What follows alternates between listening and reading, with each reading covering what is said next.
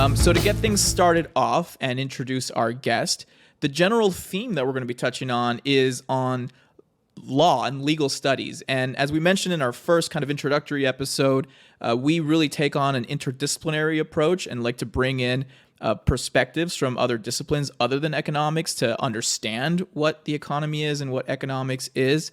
And so our guest today is Rohan Grey, and he is an assistant professor at Willamette University College of Law, where his research focuses on the legal design and regulation of money and finance, including digital fiat currency, as well as broader issues of law and political economy.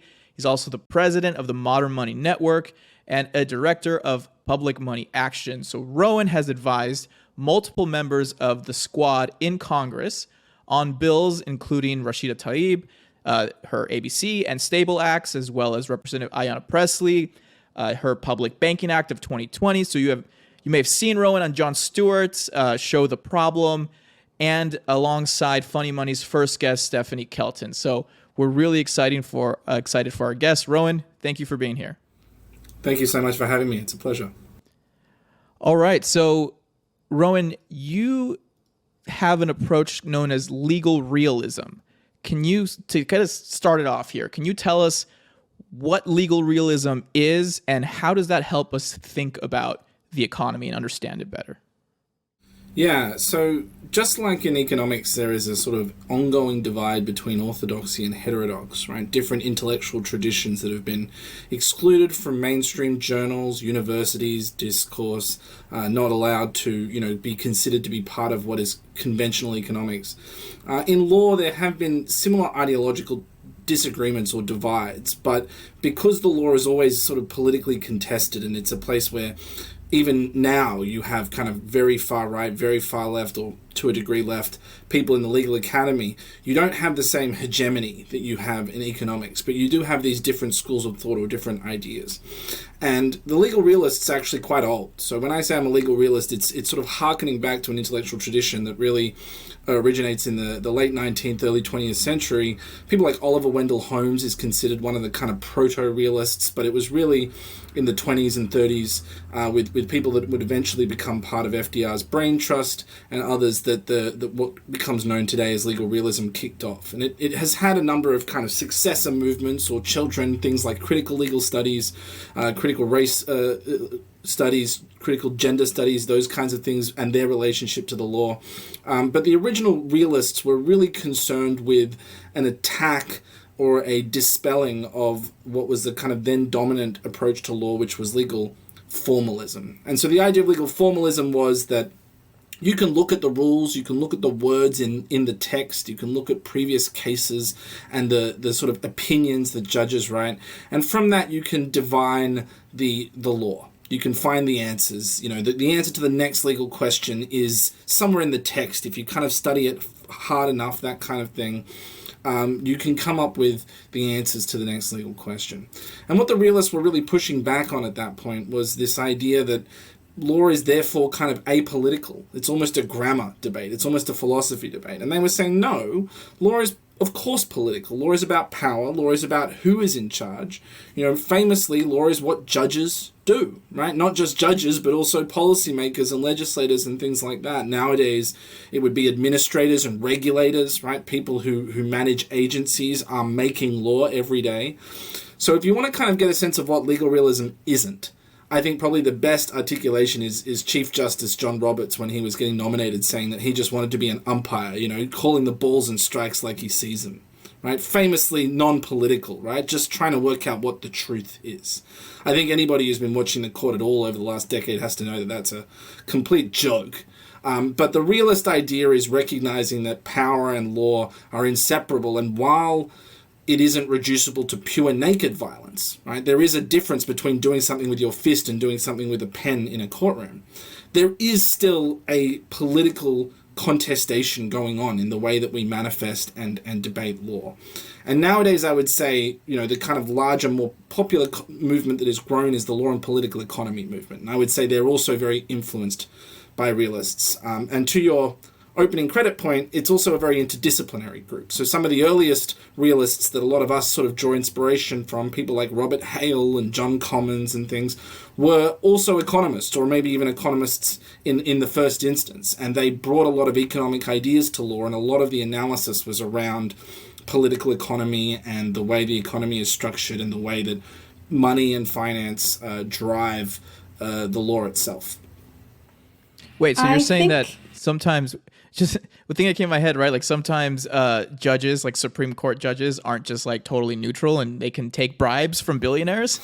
I know, it's crazy stuff, right? I mean, you have everything from looking at the psychology of judges, where their parents came from, how their upbringing was, whether they've had enough glucose before lunch, everything from that through to the way that the Federalist Society has been planting judges as part of a right-wing kind of takeover of the judiciary. But most importantly, I think it's this idea that there is no neutral law. Right? It's always contestable. There's always power and politics underneath it, even if it's not reducible to pure politics, or at least law as a mode of political action is different from other modes of political action. I think, Rohan, something you bring that is unique about your perspective is the way you look at money, and a lot of people get their definition of money wrong. We want to play a short video for our viewers and listeners of just a summary of that maybe silly or mainstream definition of money. Let's watch that. Well, the truth is that money has always been sort of imaginary, from people agreeing to agree that 2 lumps of silver are definitely worth a goat, or some scribbling that totally means you're rich, to today's crypto cyber stacks.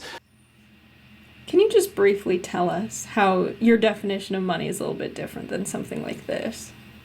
Yeah, so I found myself as a contracts professor nowadays. I don't know how I did that. My 5-year-old self would be pretty shocked, I think. But whenever I hear these early stories of money that are grounded in this idea of barter, what are we actually talking about? We're talking about 2 people agreeing to agree, whatever the hell that means, right? You can imagine 2 people standing on 2 Robinson Crusoe islands, like those kind of cartoons separated by a bit of water, and they're going, how about I throw something over? And the other one said, how about I throw something over? And eventually they agree and they throw things over, and voila, you have an economy.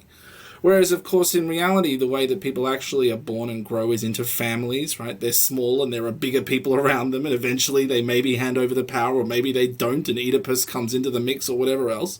You have entire communities, whether that's tribes or kinship-based networks, or eventually large societies where the relationships between people can't be reduced to who you know, right? If you're in a small village, you know everybody, you know all their business, you don't even need to worry about last names.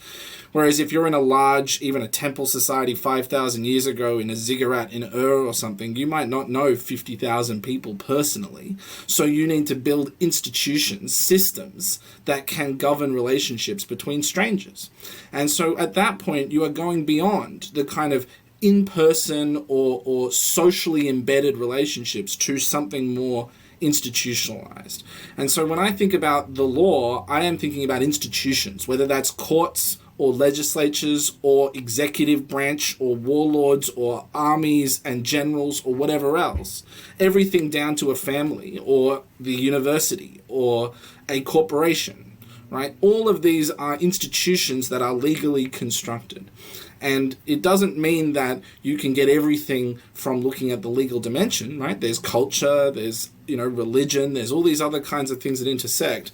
But when we are thinking about sort of predictable rules, we are thinking about systems that not only exert power, but try to legitimize that power with regards to notions of fairness, notions of consistency, right? If somebody says, I had a friend when I was growing up whose parent would always say, why can't I do X? He'd say, because I'm in charge and I'm mean, that's why. That's not really law in the sense of trying to build, rules and institutions. It's just sort of naked despotic power. But nowadays, of course, we have a whole range of institutions and systems where no one person can manipulate every lever. No one person can move every piece of it, no matter how powerful you are. And so whether we like it or not, we do live in a legally constructed system, and that system isn't built around consensual agreements. In fact, even contracts themselves, when you come to an agreement and something goes wrong, what happens? You sue, you go to a court, and some third party then interprets what you thought you agreed to. Or maybe you didn't even agree to it, and the court says you should have agreed to it. Or maybe you don't go to a court, but you end up coming to some agreement between the two of you, a settlement that is based on what it would be like if you did go to court. So even when you think you're being kind of consensual, you're doing so against the backdrop of a system of institutionalized laws and legal enforcement. So that's what I think of when I think of laws, is not sort of two people horizontally coming together. I think of social systems and the institutions and rules that govern those systems and the ways that they are talked about and legitimized. And so everything from table manners, customs like that, very soft customs, through to very hard laws. And in the middle, you might have something like speeding laws, where not everybody is doing it because there's a cop there, you're doing it because you believe in it, or tax payments where people mostly voluntarily comply. So there's a bit of a kind of Gramscian hegemony element there. Not every law has a guy with a gun behind you. Sometimes people just do it because of the way that we've been trained and enculturated. But it's about hierarchy, it's about power, it's about history, it's about where those laws came from and the institutions that are evolving and being contested. And most of that stuff is not resolvable or reducible to barter or to voluntary consensual relations. That's the kind of stuff you say when you're in power and trying to hide the power that you get to exert. Yeah, so when we take that perspective and we apply it to the economy and to money, one of the big takeaways from our last conversation with Stephanie Kelton was that governments don't operate like households in terms of their budget, that they actually spend before they tax back, right? How does that get applied to the history and kind of origins of money as a legal and debt relation? Yeah, I mean, there are different communities, there are different societies that have created different kinds of money. And of course, the major ones nowadays that matter to us, the reason that we usually have the word modern in front of modern money, are the ones that are based around large, hierarchical, non-face-to-face societies. We're not talking about 200-person tribes or voluntary utopian communities or kibbutzes. We're talking about empires, we're talking about civilizations, we're talking about Rome and Greece and China and the nation states and all those kinds of things. And what we see is that, generally speaking, some sort of authority, whether it's a warlord, it can be an electorate, it can be a demos like Athens, maybe they have slaves, maybe it's only white men, maybe it's only men over 40, for some reason it seems to be mostly only men if it's going to be restricted. Certainly it's usually people who are only from one area, not, immigrants or foreigners. They get to impose a tax on another group of people. Often it's conquered people, often it's a larger, poorer community. And in doing so, that community now needs to earn dollars, earn the currency, whatever it is. They might not have needed to earn it beforehand. They might have been able to live in subsistence living. They might have been able to live off the land, right? The commons might have been available or open. And so, for example, in England, Marx talks about the enclosure of the commons, people who are forced off the land and forced into the cities where they have to sell their labor power to survive, right? All of those are examples where you go from not needing money to needing money. Right? Whether it's an explicit tax or it's a tariff or it's a customs duty, or for me as a lawyer, the stuff that I'm increasingly most interested in is the stuff that's a little more subtle. Right? When you've got a gun and you say you have to pay me $100, it's pretty obvious how much you owe. But in a world like today, you live in a fog of legal liability risk. Every time you walk down the street, there's a chance you might accidentally knock into somebody and trip them over, and the next thing you know, there's a lawsuit. You might be driving down the road and miss a red light, and the next thing you know, you're getting sued. Right? You might think you bought something at a store and you might use the wrong note. The next thing you know, you're being arrested and you have to pay legal fees to get out on bail. Right? The amount of money that we need on a daily basis is always above zero, even when we have nothing to buy, even when we have no taxes to pay. Because there's always a risk that something that we can't predict is going to happen and make us pay money.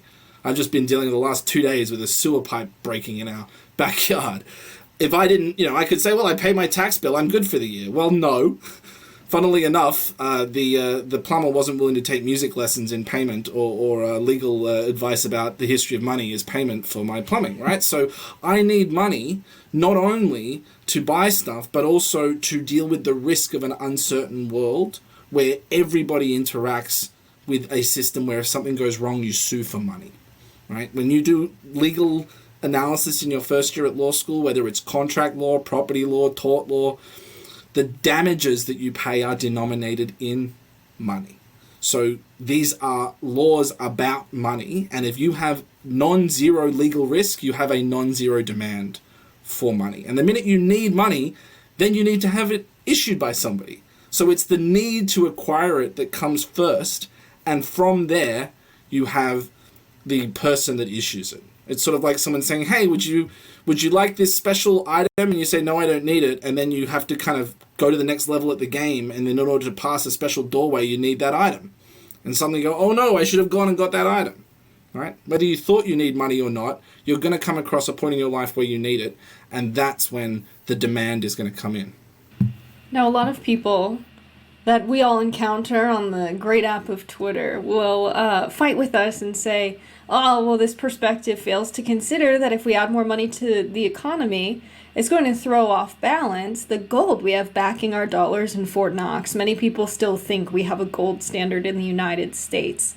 And we have to remind people, the Gold Reserve Act of 1934, and then in the 70s when foreign countries couldn't exchange dollars for gold.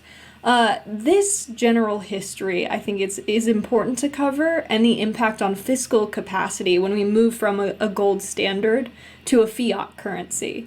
And I want to show, to frame this, a tweet from Joe Weisenthal about gold standards coming to an end. He said, I've said it before, but one fact that never ceases to astound me is that 100% of all currency regimes that have survived have been fiat currencies, and 100% of all gold-based currencies have come to an end. Can you walk us through a little bit of the history of the gold standard, the impact on our fiscal capacity, and why maybe you think the only surviving regimes are those with fiat currencies? Yeah, Joe's a top-level troll. I love it. I mean, so for a lot of history, there have been different kinds of money, right? You've got money that functions as essentially credit, right? So you and I create an IOU, or you accept my IOU, and if other people accept it, that will circulate and have some degree of moneyness, right? It's sort of like a property. You can have more or less of it, right? Something could have more or less shine. Something could have more or less sweetness if you're cooking, right? Moneyness, it's not a binary, it's a spectrum, like most things in 2023. So we have this world where you can give moneyness to different instruments, and within a community, credit instruments are often quite good as money, because even if you don't know that person's not kind of going anywhere. They're part of the same community, and you have rules that standardize your credits, that they take your personal debt and turn it into a kind of homogenized product. It's sort of like the way that you would have all sorts of shipping containers, and now we just have one called the box, and it's the way that every kind of shipping company works. So nowadays, you don't have 25 different kinds of personal credit. You just have the credit card, the mortgage, the personal IOU, promissory note. But you also have sort of what you consider to be money that is designed to operate across jurisdictions, across regions, places where you are talking to people that might not agree with you about your laws. And in a world like today, what is the money that works across most international borders? It's the US dollar. Why is that the case? Because we live in a unipolar world where the United States is the imperial hegemon. I come from Australia. Right? You try to do things that are too out there in Australia, you get a phone call from the United States saying, stop doing that. And we stopped doing that because we're also English-speaking white European country that likes to keep on good terms with America. But other countries that don't listen too well maybe find their leaders replaced or killed or assassinated or whatever else. And of course, there are 200 military bases around the world and nuclear weapons and aircraft carriers, etc. That's before you get to most of the major post-World War II institutions run by the United States, whether it's the WTO or the Security Council, whatever else. So the United States serves the role of being the kind of international glue today. But in a world where there isn't a single imperial hegemon or a network of kind of a gang of elites, right? Not just one country, but a group like Europe, England, Japan, Canada, Australia, that all kind of align enough on interests, whether it's NATO plus a few others or something else. Then you need something else. You need some other way of countries basically agreeing with each other that their monies can exchange. And the way that gold worked, as well as silver, was that it had value that individual countries or public legal authorities, whether it was a monarch or a republic or a democracy or whatever else, would give to it. That would be the number on the coin. And then it would have the metal value. And so what you had was a sort of two-tier system where you were trading the value on the face of the coin. But if something went wrong, with the government, if the government collapsed, if the monarch lost their head, right, if they went too rogue with their policies, if it turns out they were a little too Catholic for a Protestant country or whatever else, then you could simply melt down the coins and either recast them to another public legal authority, and then you have a kind of transition of the infrastructure. It's almost like going into the government and taking off the Republican off the wall and putting a Democrat on the wall in the building. Or you could simply send that gold to another country. So the gold served as a kind of real collateral underlying the coins themselves. Now, as I said, coins are only one kind of money. A lot of it was based around credit. In the United States, for example, before 1788, a number of colonies used paper money. Massachusetts and others used paper money that were based on their own IOUs. A lot of them based it around land. So they would create a kind of almost like a mortgage or a claim on land, and they would issue notes backed by the land. When the United States was formed, they switched kind of formally to a gold standard across the country, but almost immediately this was under challenge, right? Individual states who kind of didn't really want to hand over the money power to the federal government, but Article 1, Section 10 of the Constitution said no state can create their own money in payment of taxes except gold and silver coins issued by the United States, immediately started chartering banks that would issue banknotes. And those banknotes, in theory, had a relationship to gold for a while. But by the time you get to Lincoln and the Civil War, there is a whole political party called the Greenbacker Party that is fighting for pure paper money. These are people whose grandparents remember what it was like to use paper money, and also they know that gold was historically undersupplied. Silver was undersupplied in America. There wasn't enough of it. It was being shipped back to London for the Europeans to play their games internationally. Within the Americas, what they needed was credit to keep the country alive. And so the Greenbacker Party said, we can do it. We don't need precious metals. By the time you get to the populists in the late 19th century, they're talking about not only paper money, but also a bimetal standard. So they're saying we don't need just gold, let's flood it with silver as well. We can do the same thing with silver as we do with gold, and then we essentially have twice as much available. So what we had was a systematic under-provisioning of money relative to what the economy needed. By the time we get to FDR, who of course had the confidence to do what needed to be done, he just says we're off the gold standard. And so we have a second round of Supreme Court cases. The first round was in the Lincoln era called the legal tender cases. And by the time you get to FDR, we have the gold clause cases. And in both situations, the Supreme Court says it doesn't really matter how we started back in 1788. The power to shape money and reshape money is a core governmental power. If we want to say it's got gold in it, fine. If we want to say it doesn't have gold in it, fine. If we want to say it's purely paper, it's purely nominal, fine. And by the time we get to the 1970s, the international regime has completely shifted to the United States. Right? After World War II with Bretton Woods, the idea was every country goes to the United States goes to gold. That was the kind of vision. But of course, once everybody was dependent on the United States as its central point of settlement, central connection, you don't really need the gold anymore.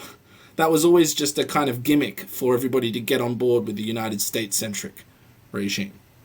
So the gold standard is something that people who like what they call hard money, they like money that is issued less, it benefits creditors because creditors have the money already, so people need to go into debt. They like the gold standard. People who don't trust governments, they don't believe in collective government, they like the gold standard because they think incorrectly that it imposes a restraint on governments, when in fact what actually happens is governments just change the value of gold. But largely what the gold standard represents, and nowadays we see it with Bitcoin as well, is an opposition to democratizing money. Just like we might want to democratize the economy in general, if we made it around gold, then it would be apolitical. Then nobody would be able to mess with me and my money. That's the general thought. And, it's, to me, it's the political equivalent of the Trunchbull from Matilda saying they want a school with no children. Right? It's a very simplistic narrative for people that are fundamentally misanthropic. That's really interesting. I mean, from a philosophical perspective, right? One of the confusions out there in debates is that, as you were alluding to, right, there's this belief that there's something about the metal itself, right? And this is connected to this long tradition of metalism as the explanation for money that's valuable or that can save us from what you described as these military and political hegemons, right?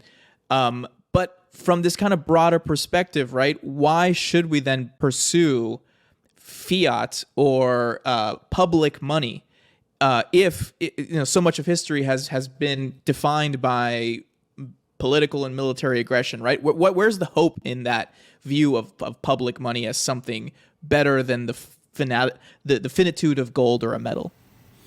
Yeah, I think, if you think of gold as the thing that emerges in the absence of society, right, in the absence of social provisioning, it's the thing in between communities.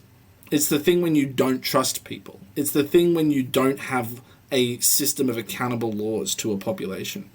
Now, most of human history, we didn't give women equal rights to men. We had huge forms of caste systems. We had, imperial systems that were constantly waging war on the rest of the world. There are a lot of people that don't want that to happen anymore, right? There are entire populations where we've stopped going to war with each other. Europe is trying to work out how to do that internally right now.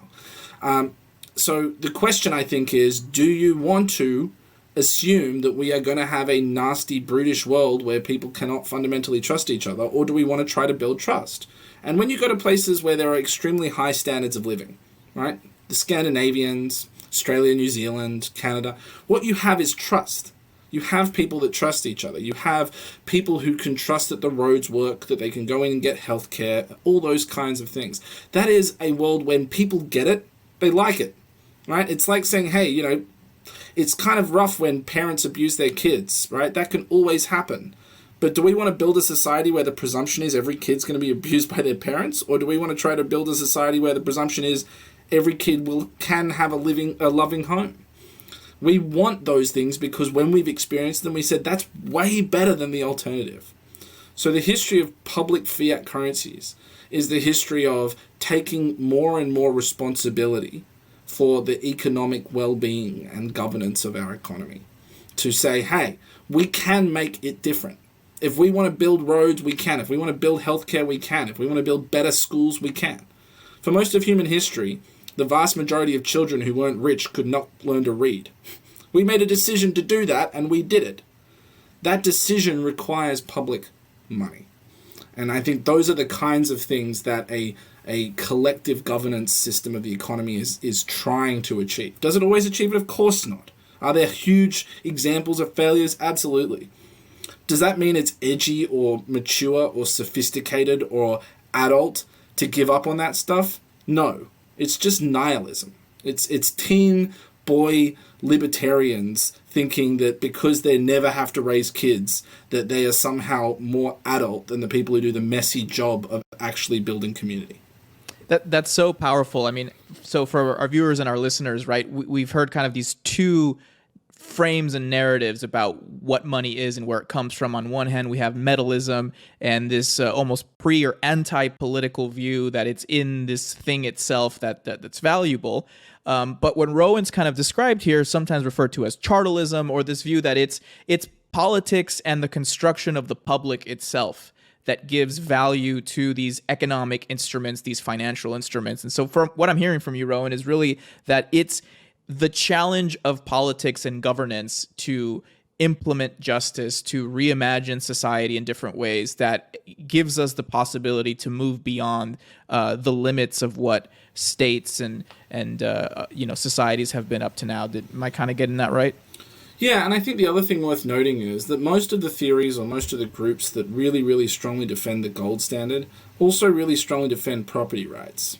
That is to say, violent, aggressive enforcement of certain people's right to own resources and to exclude everybody else from resources. So they say, how could you trust the state?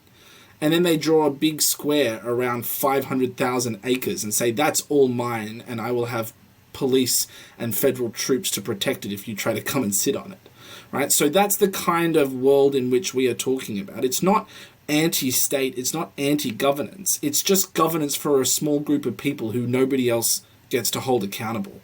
But imagine you can get taxed on your land and somebody else can earn the money. Now, you maybe have to give up some of those acres to somebody else. Now maybe that person who's owned a plantation in Louisiana doesn't get to own that for the rest of time. Maybe they own the people on the plantation.